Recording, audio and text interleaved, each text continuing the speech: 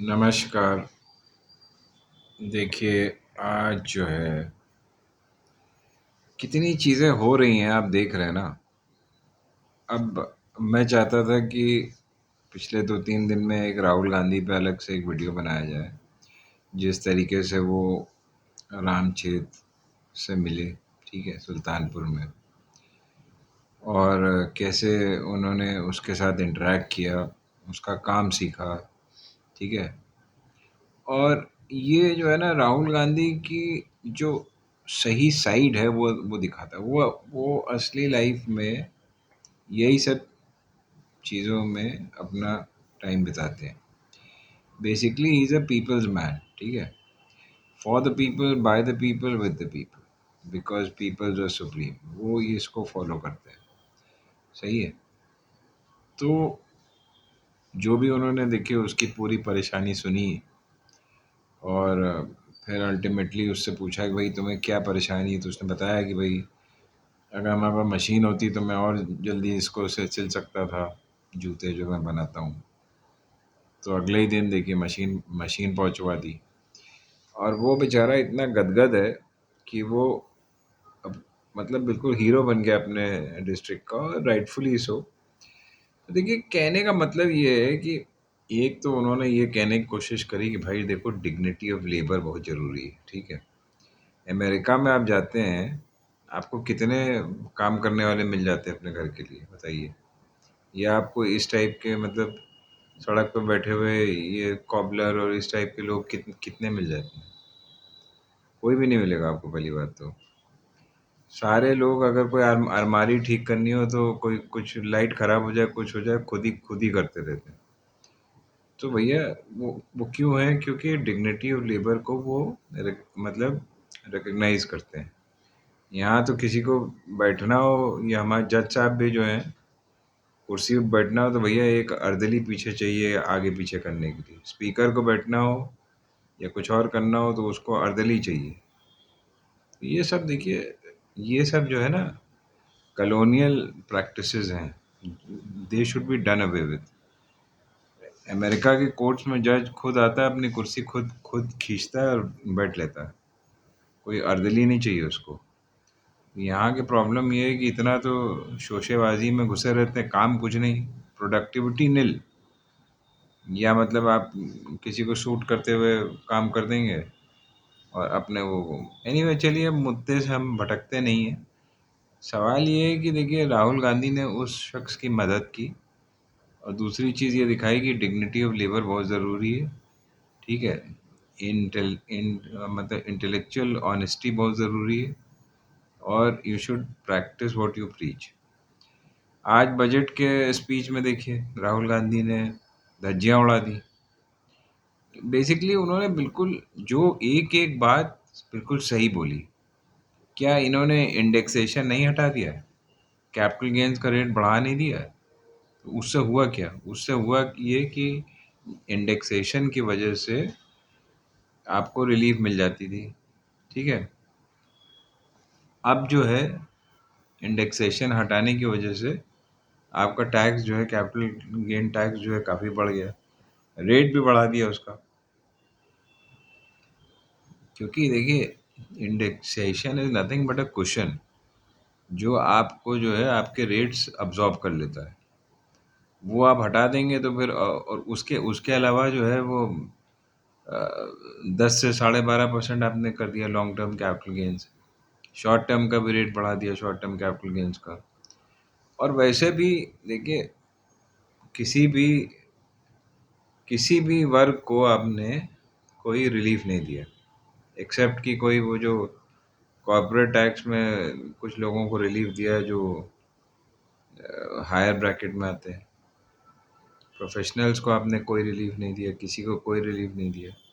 क्या मतलब क्या हो गया? जो लोग ओल्ड रिजीम फॉलो कर रहे हैं उनको कोई रिलीफ नहीं दिया, नए में कोई खास रिलीफ नहीं दिया आपने। स्लैब्स चेंज करने से क्या होगा यार? कुछ रेट ऑफ टैक्स भी तो घटाओ। और स्लैब चेंज करना था तो सबने बोला भी था कि 20 लाख तक, 19 लाख तक कर दो। उसको उसको भी नहीं किया आपने। तो ये सब नौटंकी जब आप करोगे तो फिर कैसे काम चलेगा? फिर आप कहते हो बहुत बहुत अच्छा बजट है, फार्मर्स के लिए आपने कुछ दिया नहीं उसमें, किसी के लिए कुछ नहीं किया। एमएसपी फार्मर्स मांग रहे हैं उसके लिए कुछ बोला नहीं। तो इसीलिए राहुल गांधी ने, देखिए, खैर इन्होंने जो नहीं किया उसको छोड़िए, जो राहुल गांधी ने कहा कि जो हम करेंगे, मतलब जब हमारी सरकार बनेगी और बहुत जल्दी बनेगी, तो जो वो लोग करेंगे वो ये है कि एमएसपी जो है फार्मर्स को तुरंत दे देंगे।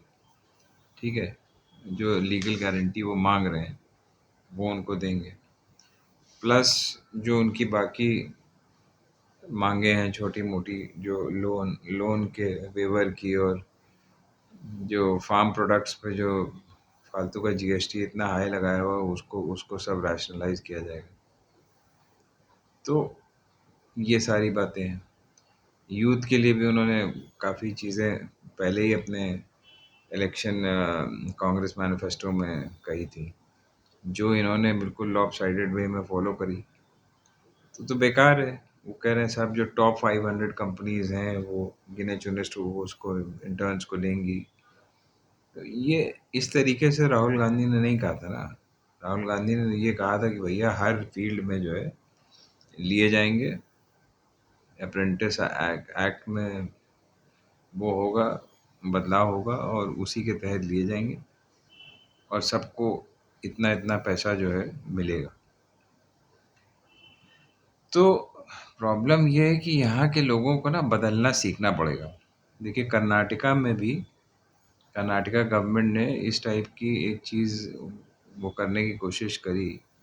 हालांकि वो थोड़ा रैशनलाइज करके इंट्रोड्यूस करेंगे कि जॉब जो है, जो कर्नाटका कर्नाटका जो हैं रहने वाले, उनके लिए कुछ रिजर्व किए जाए। और बहुत ज़रूरी है क्योंकि उसी से ही जॉब क्राइसिस दूर होगा कर्नाटका का।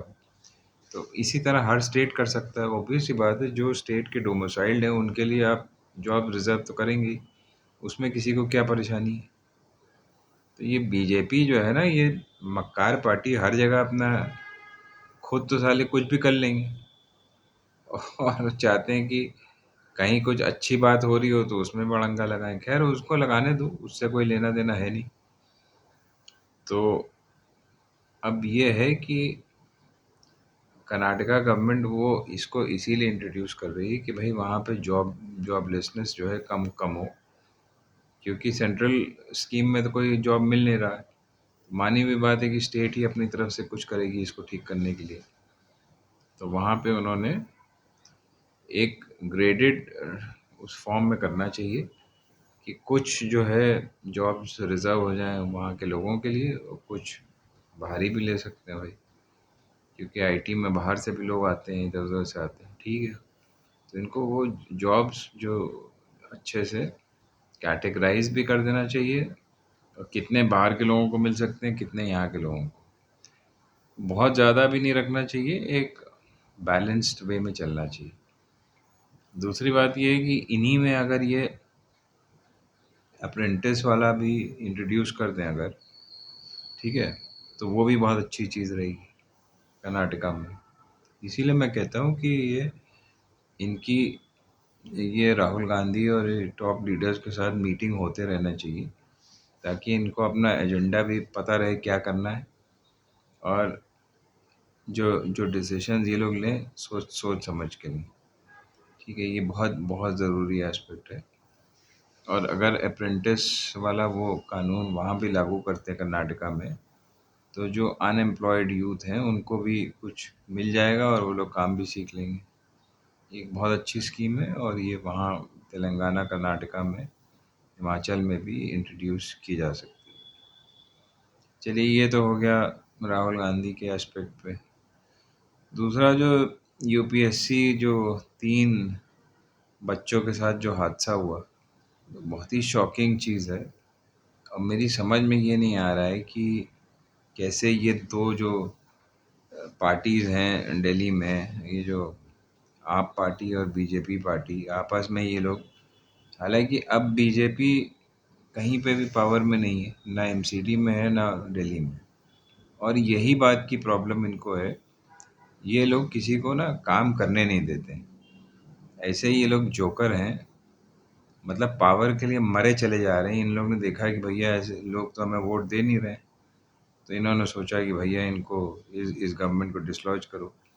अब पॉइंट ये है कि जब तक इनकी आपस की प्रायोरिटीज़ फिक्स नहीं होंगी, आपस के इनको पावर्स नहीं मिलेंगी, तो ये लोग काम नहीं कर पाएँगे। तो इसी के लिए लड़ाई है। अब सुप्रीम कोर्ट ने इनके फ़ेवर में कोई रूलिंग भी दी थी, जिसमें स्टेट के पावर्स, दिल्ली के पावर्स डिफ़ाइन कर दिए गए थे। तो ये लोग उसमें एक ऑर्डिनेंस और लेके चले आए। अब उसको उसको लेके बैठ गए सुप्रीम कोर्ट। तो भैया तुरंत उसको डिसाइड करो, या तो बुलाओ इनके जो वो हैं मिनिस्टर्स को बुलाओ इनके, जिन्होंने ये सब ऑर्डिनेंस इशू किया, कि ये क्या क्या क्या बेकार की बात है ये। How can you upset the judgment of the Supreme Court, जिसका how can you upset the spirit of the judgment of the Supreme Court. कोई इंटेंशन से दिया जा रहा है, तो आप ठीक है, आप उसमें माइनर चेंजेस कर सकते हो, वो भी अगर rational changes, but that doesn't give you a right कि आप उसको पूरी की पूरी जजमेंट उड़ा दो। तो जब तक सुप्रीम कोर्ट थोड़ी सख्ती नहीं दिखाएगा ना इनके साथ, तो ये सब इनकी मनमानी चलती रहेगी। 10 साल में बिल्कुल ये लोग पक चुके हैं। मतलब ये जो है ना, ये लोग फॉर ग्रांटेड लेते हैं बहुत सी चीज़ें, और अगर जज भी इनके प्रेशर में आ गया तो फिर बेकार है। तो इसलिए देखिए, जुडिशरी को अपना रोल अलग रखना चाहिए, और जजमेंट जो है जल्दी डिलीवर करनी चाहिए। मैं तो यही बस सलाह ही दे सकता हूँ, क्योंकि यहाँ से और कुछ खास बोल नहीं सकते। मगर इससे देखिए लोगों का ही नुकसान हो रहा है। अब दिल्ली के वासी सफ़र कर रहे हैं, हर मोड़ पे सफ़र कर रहे हैं, क्योंकि इनके पावर्स जो है आपस में डिस्क्राइब करे भी गए, तो इन्होंने उसको उल्टाने की कोशिश करी। वही काम इन्होंने इलेक्शन कमिश्नर्स की अपॉइंटमेंट में किया था, और वहाँ सुप्रीम कोर्ट ने इनको छोड़ दिया। वो भी पड़ा हुआ है। अब डिसाइड करके आपको दिस वे और दैट वे डिसाइड करना चाहिए। अगर देखिए, if supreme court agrees with that judgement कि नहीं इसमें चीफ जस्टिस होना चाहिए, तो होना चाहिए, बात खत्म हो गई। डिसाइड करके खत्म करो। आप उसको उनको एक लॉन्ग रोप दे के छोड़ क्यों देते हैं? इससे इससे जानते क्या होता है? इससे होता ये है कि लोग जो है ट्रस्ट आपके ऊपर लूज कर रहे हैं, कि भैया आप जो है एक पार्टिसन वे में एक्ट कर रहे हैं, ये नहीं होना चाहिए।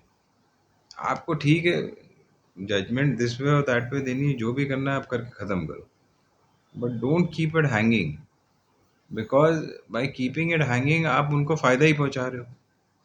मतलब हम ये नहीं कह रहे जानबूझ के पास पहुंचा रहे हो या जो भी है, बट वो लोग फ़ायदा इस बात से ले ही रहे हैं ना। मतलब आप इसको लेके बैठे रहोगे तो क्या होगा अल्टीमेटली? भाई फ़ायदा तो उनको हो ही रहा है। बहुत से इंस्टेंसेस हैं, वो जो बॉम्बे वाला जजमेंट दिया था जिसमें चीफ मिनिस्टर, स्पीकर के पावर सब डिफाइन किए थे, गवर्नर का रोल, उसमें भी वही हुआ। वही सरकार अभी भी चल रही, तोड़ ताड़ के बैठ गए पार्टीज को। In spite of a judgement against them वो बैठे हुए हैं अभी।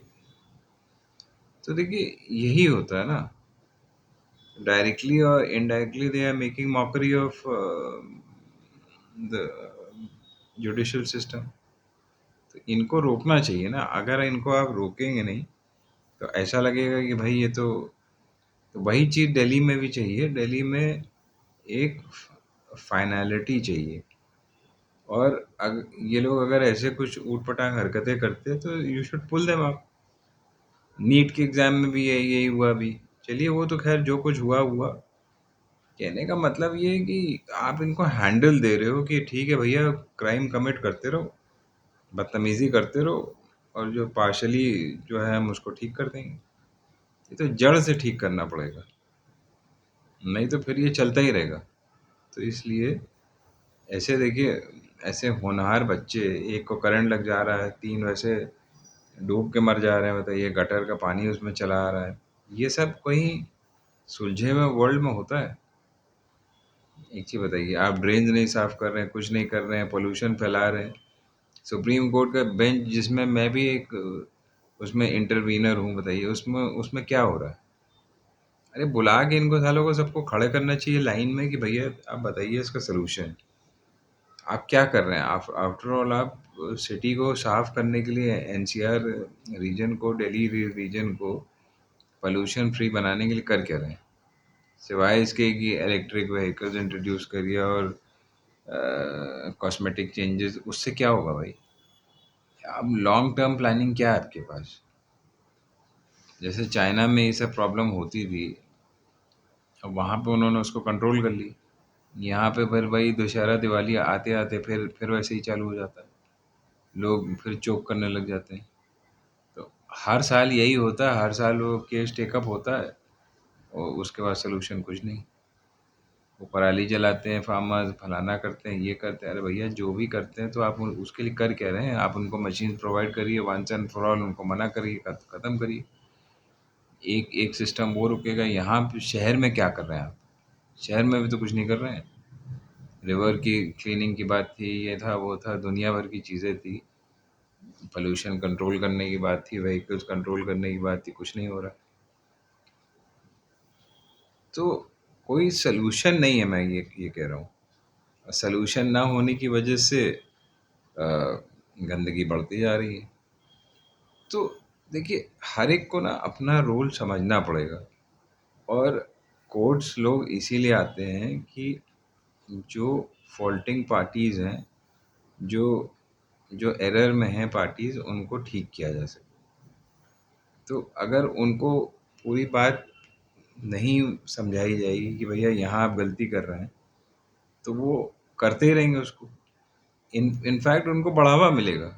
दे will become more daring, they will become more emboldened कि भैया हम कुछ, कोर्ट ने तो कुछ कहा नहीं या किसी ने तो कुछ कहा नहीं, तो हम अगली दफ़े और बढ़ चढ़ के उसको वो करें। क्या क्या फ़र्क पड़ रहा है? तो don't give them this impression कि साहब you can get away with murder. ये नहीं होना चाहिए।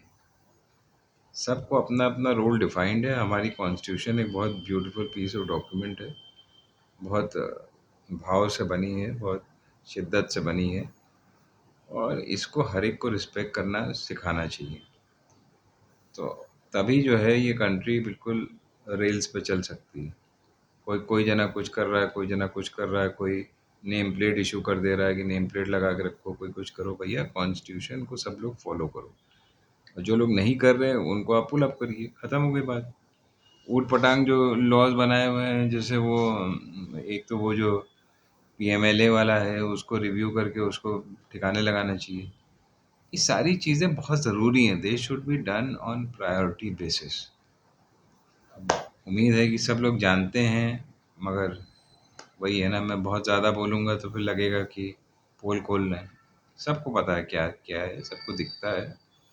Please take appropriate action. जय हिंद, जय भारत।